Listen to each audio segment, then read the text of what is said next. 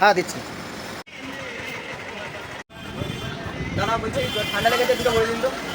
কি রে ডাক্তার না যা ওইখানে ওষুধ না খেয়ে ফালতু যা ডাক্তার না চল নিয়ে যাই তোকে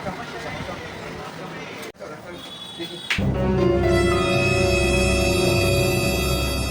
তাও আসি বলছি দেখুন তো কি রোগ হয়েছে।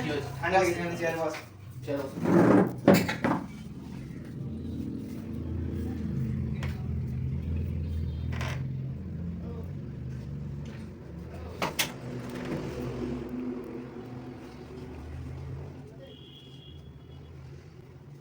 বাজার থেকে দাদা এবার এই ওষুধটা দেন দেখি। দাদা এই ওষুধটা দিন তো দেখি দেন।